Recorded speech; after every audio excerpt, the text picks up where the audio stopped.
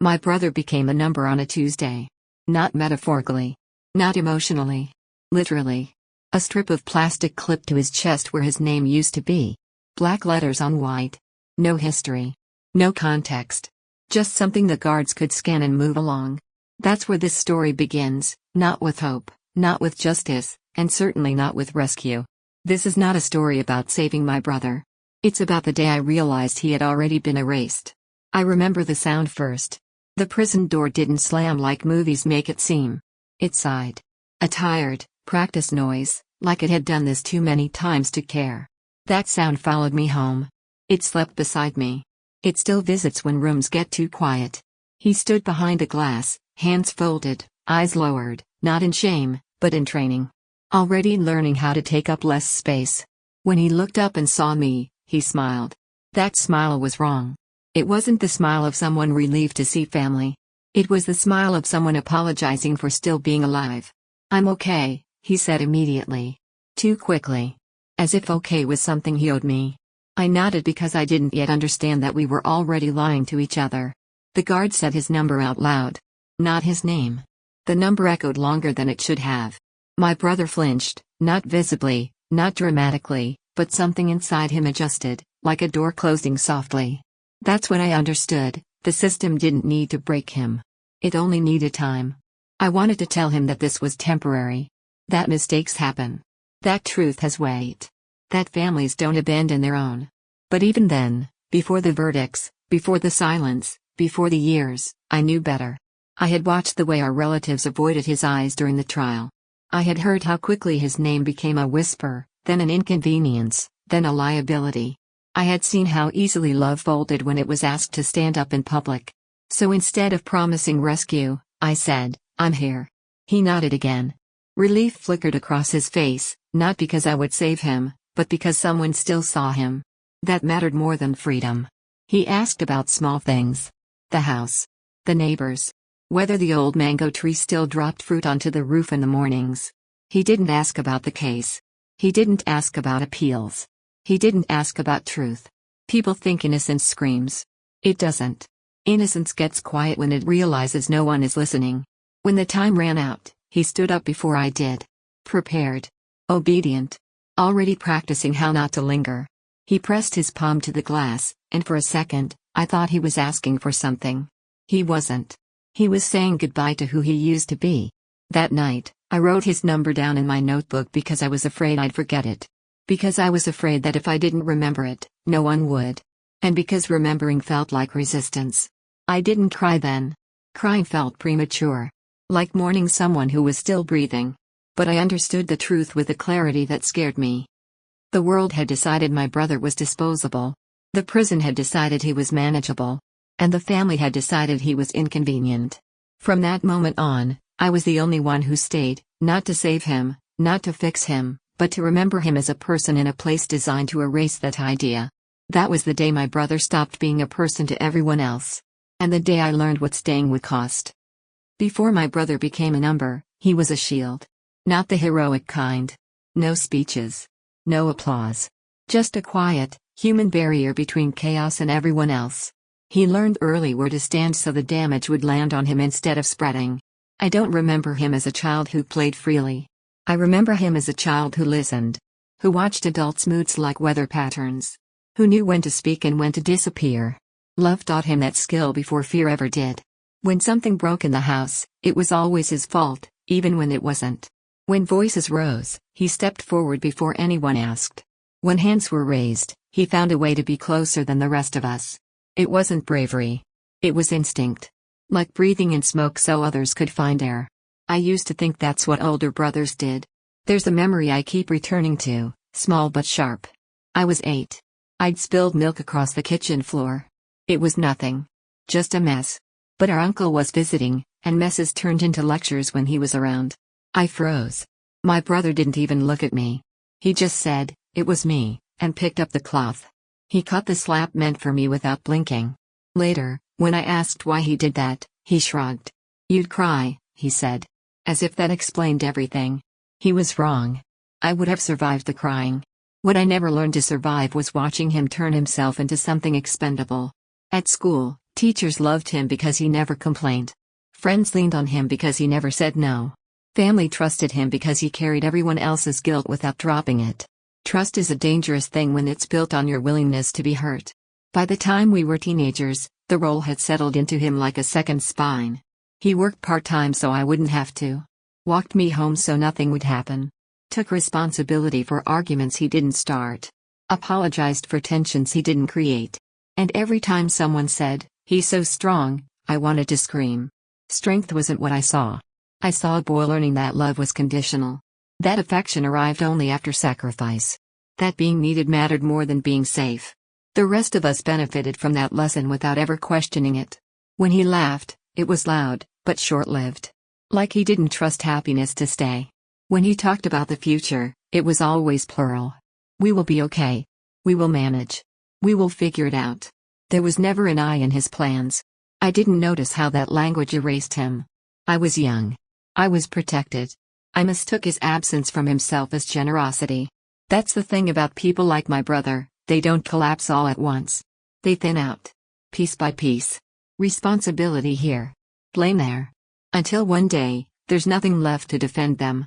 By the time the accusation came, swift, cruel, perfectly timed, he was already practiced at surrender. When relatives later said, "He's always been the type to take on trouble," I wanted to ask if they heard themselves. If they realized they were confessing without knowing it. Before the fall, he held us all together. And none of us asked what was holding him. The accusation arrived without drama. No shouting. No police bursting through doors. Just a statement, delivered calmly, as if it had been waiting its turn. A crime had been committed. A name was needed. My brothers fit too easily. I remember thinking there would be confusion. Questions. At least a pause. There was none. The charge was serious enough to destroy him and vague enough to grow in any direction people needed it to. Dates blurred. Details shifted. But the story stayed intact because it was convenient. My brother didn't deny it loudly. He didn't argue with the right kind of desperation. That was his first mistake. Innocence, when it doesn't perform, is treated like guilt. What shocked me wasn't the accusation itself. It was the voice that delivered it. A relative. Someone who had eaten at our table. Someone whose children my brother had carried on his shoulders. They didn't sound angry. They sounded prepared. I watched my brother's face as the words landed. Not panic. Not rage. Recognition. As if some part of him had always known this was possible. Maybe inevitable. When you spend your life absorbing blame, people start to believe it belongs to you. Say something, I whispered. He looked at me, and for a moment, he was older than I had ever seen him. It won't matter, he said quietly. That terrified me more than the charge. Evidence came later, stitched together, rehearsed, oddly clean. Witnesses remembered things they hadn't noticed before. Timelines aligned just enough. The truth didn't disappear, it was simply buried under confidence. I kept waiting for someone to ask the obvious questions. To point out the holes. To hesitate. Instead, people leaned in. Curious. Hungry. At home, silence spread like mold. Conversations stopped when my brother entered the room. Plates clinked louder than necessary. No one said his name. As if saying it might summon something contagious. I asked my mother if she believed him. She said, "I don't know." That was the moment something inside me hardened. My brother, meanwhile, began shrinking himself again. He stopped meeting people's eyes. He stopped explaining. He stopped asking for fairness. He took time off work, not because he was told to, but because he didn't want his presence to complicate things. He was already protecting them. Again. When the police came, he didn't resist. He asked if he could change his shirt. He apologized for the inconvenience. The officers thanked him for cooperating. I wanted to scream that cooperation was killing him. As they led him away, the relative who had accused him wouldn't look at us. Not out of shame, but relief. A weight lifted. A problem solved. That's when I understood the real crime. It wasn't what my brother was accused of. It was how easily everyone accepted the story once it gave them someone to sacrifice. In that moment, I knew two things with terrifying clarity. The truth was irrelevant. And my brother had been chosen long before the accusation ever existed. The handcuffs clicked softly. He didn't turn around. He didn't need to. He already knew who had let go. Families don't explode. They fracture. Quietly. cleanly. With just enough politeness to pretend nothing violent is happening. The meeting happened in the living room, the same room where birthdays had been celebrated and grief had once been shared without fear. Chairs were arranged in a circle, as if shape alone could make this civil. My brother wasn't there. That felt intentional. Relatives spoke carefully, choosing words that sounded reasonable. Concerned. Responsible. Someone said, "We must think about the family name." Someone else said, "This is very complicated." No one said, "He is innocent." I waited for my parents to speak. My father stared at the floor like it had offended him. My mother folded and unfolded her hands, as if she were trying to wring truth out of her own skin. Finally, someone asked the question that mattered: "Do we support him?" The room held its breath. My mother said nothing. Silence became an answer. From that moment on, the sides were clear, not because they were declared, but because no one crossed the invisible line. Phone calls stopped. Invitations disappeared. His photographs were quietly removed from walls. His room became storage. It was terrifying how fast love turned logistical. Relatives who had laughed with him now spoke of him in the past tense, as if preparing for a future without him. They testified with practiced sorrow, claiming they wanted to believe him but couldn't ignore the facts. Facts that shifted depending on who needed them. I watched people rewrite memories out loud. A temper he never had. A mistake he never made. Each lie landed softly because it was wrapped in concern. "He always carried too much responsibility," one aunt said, shaking her head. That kind of pressure changes people. I wanted to stand up and ask if they could hear themselves building a villain out of virtues. But I stayed quiet. Not because I agreed, because I was learning. I was learning how betrayal dresses itself up as reason. How cowards hide behind caution. How love, when tested, negotiates. When I visited my brother in detention and told him what was happening, he closed his eyes. He didn't ask who said what. He didn't ask who stayed silent. He already knew. "Don't fight them," he said. "They'll just make it worse."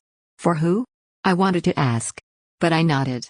Because even then, he was still managing the damage, still trying to make this easier for people who had abandoned him. At home, my parents stopped saying his name. Not out of cruelty, but fear. Fear of choosing wrong. Fear of standing alone. Fear of consequences. That fear built walls faster than anger ever could. I realized then that loyalty isn't loud. It's inconvenient. It costs you rooms, relationships, futures you were promised. And most people don't think it's worth the price.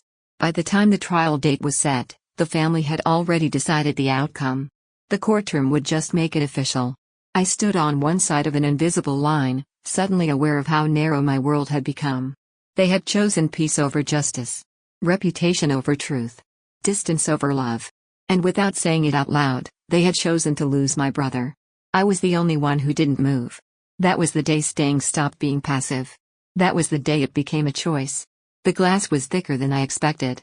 Not just physically, though it was heavy, scratched, clouded by years of other people's grief, but emotionally. It distorted him. Flattened his face. Made his eyes look farther away than they were. This was where we learned how to talk without touching. Our visits were short. Efficient. Designed to remind us that time belonged to someone else now. A guard watched from the corner, bored but alert, like our love was something that might misbehave. My brother smiled every time he saw me. Always first. Always too fast. "How are you?" he asked, before I could say anything. "I'm okay," I replied. We were both lying again. He had lost weight. Not the dramatic kind that alarms you, but the slow erasure kind. His clothes hung differently. His shoulders curved inward, as if the air itself had become heavier. He spoke softly now. Measured. Like volume was a privilege. "I'm sorry," he said one day, out of nowhere. "For what?" I asked, though I already knew. "For putting you through this." I pressed my hand against the glass, not in a dramatic gesture, just enough to ground myself. "You didn't do anything," I said. He nodded, but his eyes didn't change. That's when I understood something cruel. Innocence doesn't comfort you when punishment is real. He started apologizing more as the weeks passed. For the cost of visits. For the looks people gave me when they knew who I was. For the time I lost waiting in lines just to see his face through a barrier. He apologized for surviving. "I don't want you wasting your life on this," he said once. "You should stop coming." I felt the words hit harder than the accusation ever had. Sting, I realized, wasn't heroic. It was inconvenient. It drained money, time, reputation. It marked me. I could feel the pressure building, from relatives, from friends, from the quiet logic of self-preservation. You can't help him. He made his choices. You need to move on. But every time I stood up to leave that room, every time he was led away without looking back, something inside me calcified. He was changing. Not violently.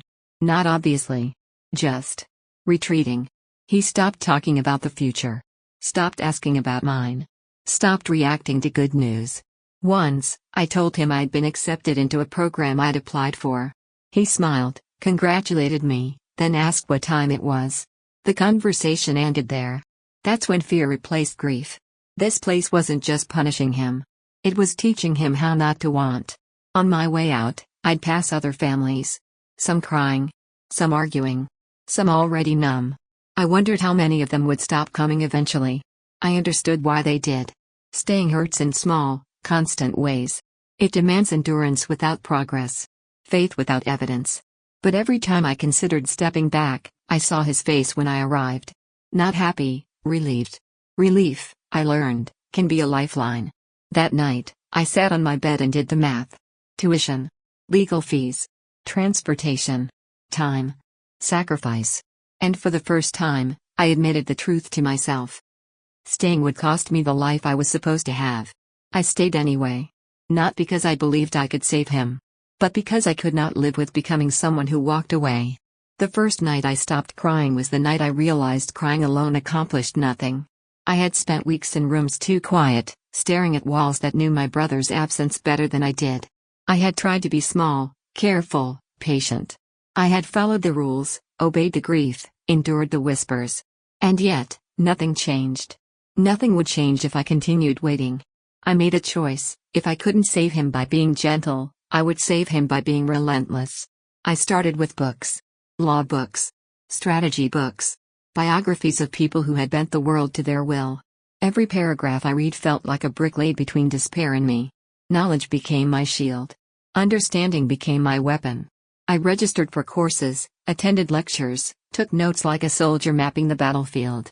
Each day I moved closer to control. Not rage, control. Calm. Precision. A plan that did not rely on luck or mercy. Some nights I dreamed of revenge. But I learned quickly that anger is a slow-burning fire that consumes everything, including the person holding it. I could not afford to burn myself. I had to burn the injustice instead. I learned to observe people, their habits, their weaknesses, their truths. My relatives who had testified against him? Their pride was an open wound. Their greed, a predictable pattern. Every choice they made became a piece of the puzzle I would one day complete. I watched the world move around me. People forgot quickly. Headlines moved on. Friends stopped asking questions. Society has no patience for nuance. It was tempting to sink into resentment, but I refused. Anger is an inefficient engine. Planning is effective. I became someone I did not recognize, patient, silent, untouchable. I smiled at the right times. I listened at the right times. I kept my notebooks filled with observations no one would suspect. And in that quiet, calculated transformation, I discovered something terrifying and beautiful. Power doesn't demand acknowledgement. It doesn't need applause. It works when no one is watching. The hardest part was the discipline, the refusal to act immediately, the choice to wait until every detail aligned. Impatience is human. Strategy is deliberate. I became less human in my methods but more alive in my purpose. I had to. Because waiting had nearly killed him. Because staying alone was not enough. Because love, sometimes, demands transformation more than comfort. I promised myself one thing in that moment: when the truth came, it would not stumble. It would arrive like an avalanche, unstoppable and undeniable. And I would be ready. Not to fight with fists or screams, but with patience, knowledge, and precision. The tools my brother had never needed to wield, but I would. For the first time since he disappeared behind that prison glass, I felt the faint stirrings of hope. Not naive hope. Not sentimental hope.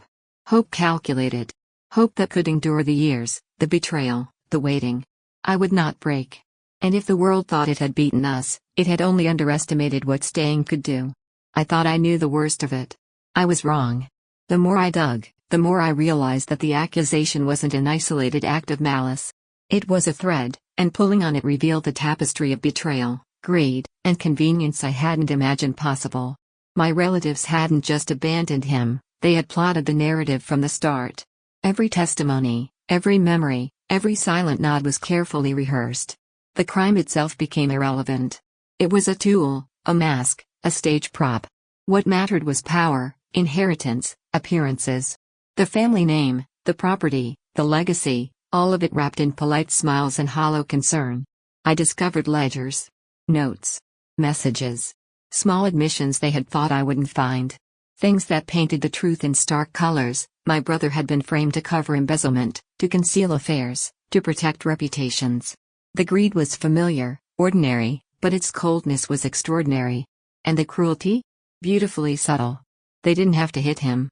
They didn't have to yell. They simply let everyone see him as guilty. They let him take the blame while they polished their innocence in public. I remember sitting in the library, my hands shaking over the papers, realizing, the lie was easy. The truth was devastating. The lie was brief. The truth demanded years of exposure, calculation, patience. I felt anger, yes, but it was quiet, purposeful. Rage might have driven me to confront them, scream, expose. But I didn't want a scene. I wanted the architecture of justice. Precise. Inescapable. Painful in the way only truth can be. The revelation changed everything. The enemy wasn't just blind justice or a negligent family, it was intentional. They had plotted it, and for years they had succeeded. I thought about my brother, his quiet acceptance behind prison glass. His apologies for surviving, his efforts to shield us even as he disappeared. And I realized that the betrayal ran deeper than prison walls. It had started at home. It had been nurtured in smiles, excuses, and silences. This knowledge was both weapon and curse. Every day, I carried it like a stone. Every night, it pressed against my chest. And yet, I felt a dark exhilaration. Because now I knew exactly what needed to be done. Truth could be a blade. Careful, precise, unstoppable. And I would wield it. But even as I plotted, I felt the weight of what justice meant.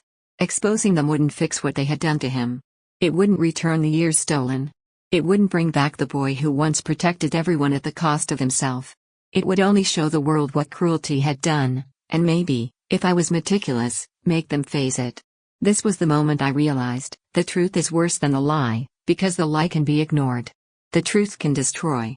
And I intended to let it. I didn't rush. The temptation to confront, to yell, to throw the evidence in their faces, was immense. But I had learned, anger is clumsy, precision is lethal. I needed a strategy that would leave no doubt, no room for denial, no escape for their carefully constructed lies. I began planting seeds. Small, almost imperceptible hints, dropped in the right places. A document here. A question there. I never overplayed my hand. Every move was deliberate, calibrated to make them unravel themselves.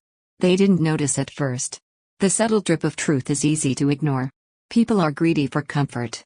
They want their version of events to survive.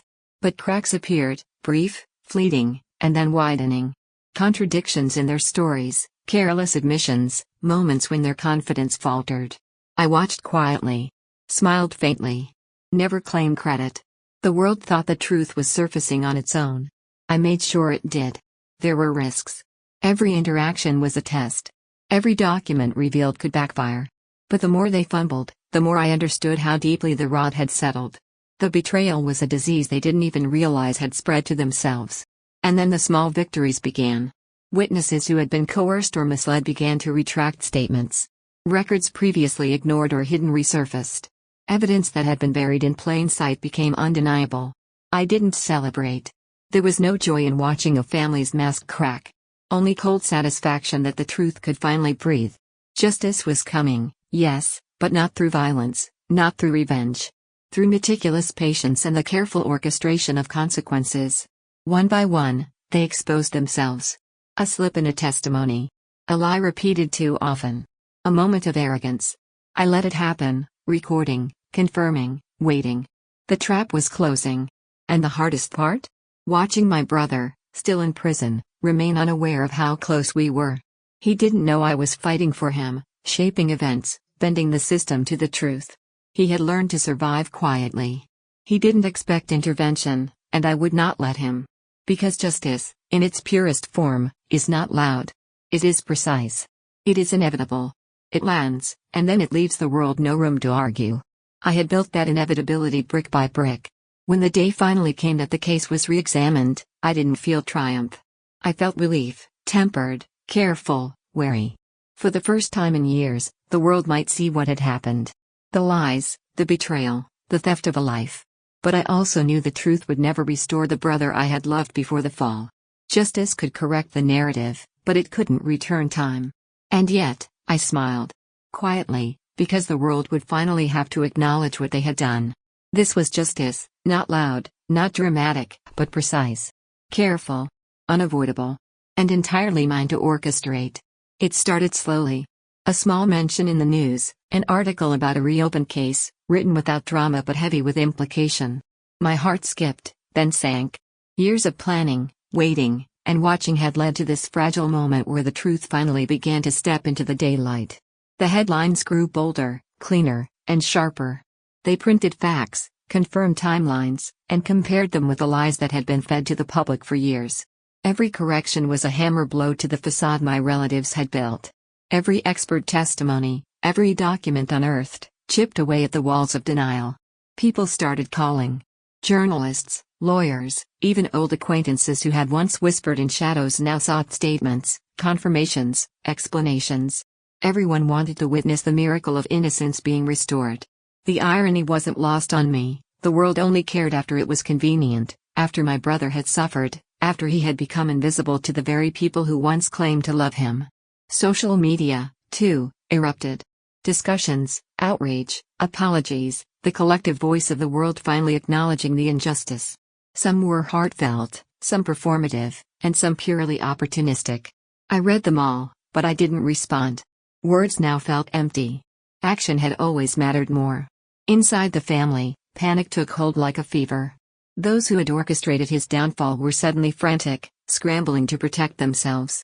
Old alliances crumbled under scrutiny. Lies that had been polished for years were now their own chains. They called lawyers, whispered in corners, looked over shoulders, and, in private, started blaming one another. I watched from my vantage point, careful and deliberate, keeping my distance while the world's machinery of guilt and accountability began to turn. I didn't celebrate. Not yet. There was still work to do, still the most difficult part to come, the day he would walk out of prison, and I would see the hollow man waiting for me. Finally, the verdict came, public acknowledgement of the truth, formal statements of apology, a case officially overturned. The system had admitted its mistake. The media covered it extensively. The family issued perfunctory apologies, hesitant, rehearsed, but undeniably present. And yet, none of it could reverse the years stolen from him. None of it could undo the nights spent behind cold walls, the letters left unanswered, the grief endured in silence. I remember reading the official statements aloud to myself in an empty room. Words that should have been life-affirming felt fragile, like paper bridges over an abyss. Yes, they were legally free to exist. Yes, the world had acknowledged what had happened. But my brother was not the boy who had shielded us, who had absorbed shame without complaint. That version of him had been broken slowly, quietly, deliberately. I thought about the faces of the public, the curious, the outraged, the sympathetic. Their apologies were too late. They could feel the magnitude of injustice, but they could not feel its cost. That cost was ours alone. The realization was cold but undeniable. Justice had arrived, meticulous and unassailable, but it could never heal everything it touched. The world could admit its mistakes, correct the record, issue apologies, and watch the guilty squirm, but it could not return the stolen innocence, nor could it bring back the laughter, the dreams, the unbroken spirit of the man I loved before he disappeared behind that prison glass. And yet, I felt a strange sense of closure. Not for him, not entirely, but for me. For staying. For learning, waiting, and planning. For not walking away when everything seemed lost. The world's belated recognition was imperfect, but it validated every lonely decision I had made, every sleepless night I had endured, every calculated risk I had taken to make the truth undeniable. The irony settled over me like smoke. The world finally cared. But it only mattered because I had made sure they had to. Justice had arrived. The world apologized. And it was too late. Yet, even in its delay, it was enough to keep hope alive. For the first time, fragile but real, that my brother's story would no longer be silenced. The day he walked out, the sun felt heavier than usual. It wasn't warm, it wasn't soft. It pressed down with the weight of years stolen, of a life interrupted, of a justice finally arriving too late. I waited outside the prison gates, a small figure among a crowd of reporters, strangers, and curious onlookers. But I wasn't part of them. I was tethered to the man behind the gates, not the spectacle of freedom. Then he appeared. He didn't run. He didn't throw his hands into the air like someone released from chains. He walked slowly, deliberately, as if each step measured the years he had lost. The uniformed officers faded into the background, the camera flashes were meaningless. He was moving from one life into another, but not the same life. When our eyes met, I thought I would cry. Relief, happiness, joy, each emotion surged in waves, and yet none felt complete. He nodded slightly, a faint recognition, and I saw the weight in his posture. Years of quiet suffering had sculpted him into someone different. He smiled, but it was smaller, contained. The kind of smile that carries survival rather than delight. He looked at the sky briefly, then at the ground.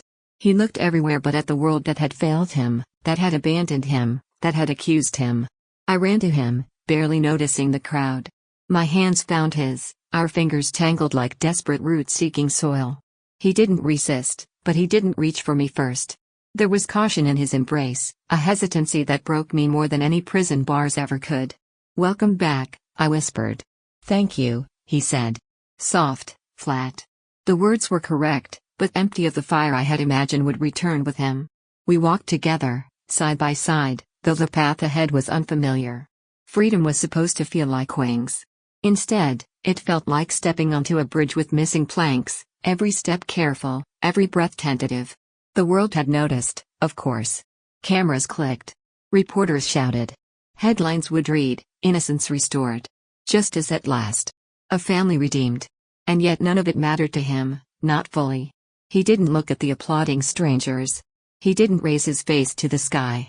Because the boy who once shielded everyone, who absorbed blame, who carried the weight of love quietly and without complaint, he was gone. What remained was a man shaped by betrayal, by waiting, by endurance. Hollow in ways that even victory could not heal. I wanted to reach for the man I remembered, to pull him back from the shadows of his imprisonment. But there was no path back. Only forward. We walked past the gates together. The air was real now, not mediated by glass or bars. I wanted to tell him everything, that I had fought, that the truth had surfaced, that the lies had been exposed. I wanted to say, "You are free now." But he already knew. Freedom was meaningless if the life you fought to return to no longer exists. I kept my hand in his, silent, steady. It was the only thing I could offer. Connection without expectation. Love without demand. A promise that I had stayed, and would continue to stay, even if the brother I knew would never return. The world had celebrated. Cameras had immortalized the moment. Headlines had declared victory. But in our small, quiet space, the victory tasted bitter. Because he walked free. And yet, the man who had once held us all together was still gone. And I realized something devastating: winning justice was not the same as saving him. The man who stepped out of prison and the brother I had known were not the same person. I had imagined this reunion 1,000 times, the warmth, the laughter, the relief, but reality refused to comply with memory or hope. He moved differently. Not violently, not with obvious signs of trauma, but subtly, as if the air itself was heavier than he could carry. His eyes held a cautious distance, a quiet skepticism that no words could pierce. The boy who had once laughed at storms, who had taken blows for others, who had carried love like a shield, he was a ghost, shaped by walls and isolation, a man who had survived but not healed. I tried to reach him. I wanted to share the victory, the unearthing of truth, the dismantling of lies. I wanted him to feel that the world had acknowledged what was done to him. But every attempt felt like touching smoke. He nodded politely, said the right things, smiled when expected, but I could see the hollowness underneath. We sat together in our old living room, the space that had once been a refuge, and for hours spoke carefully about nothing. Stories of the outside world. Observations of neighbors. Small mundane details. No one could mention the trial, the betrayal, the prison. Those topics hung like landmines between us. "I don't feel like myself anymore," he admitted quietly one night. I swallowed the lump in my throat. "You don't have to," I whispered. But it felt hollow even to say it. Because I knew he had to rebuild a self that had been chipped away piece by piece for years. I realized then that my fight, my careful orchestration of justice, had not saved him in the way I had hoped. I had freed him legally, publicly, and morally, but I could not reach into the past and restore the boy who had sacrificed everything for us. That boy had been shattered quietly, meticulously, by people who should have loved him. And freedom, no matter how righteous, could not summon him back. I saw it in the way he hesitated to touch objects that reminded him of home. I saw it in the pauses he took before speaking, as if measuring every word. I saw it in the shadows behind his eyes, the silent calculations, the careful restraint. He had learned too well how to survive in a world that had once abandoned him. And yet, despite everything, he was still here. Still alive. Still breathing. I realized then the cruel paradox: love had endured, loyalty had survived, but the person I had fought for, who had once shielded us, protected us, and carried the weight of our world, was gone. Replaced by someone cautious, quiet, wary, and hollow. I held his hand one night, and for the first time, I let the tears come. Not for anger, not for revenge, not for injustice, but for the brother who had loved us more than himself, and for the man who had returned, forever altered, to a world he no longer fully trusted. I had won justice. I had lost him. And I knew then that some victories are bitter. Some battles are won at a cost too high to measure. I had stayed. I had fought. I had endured.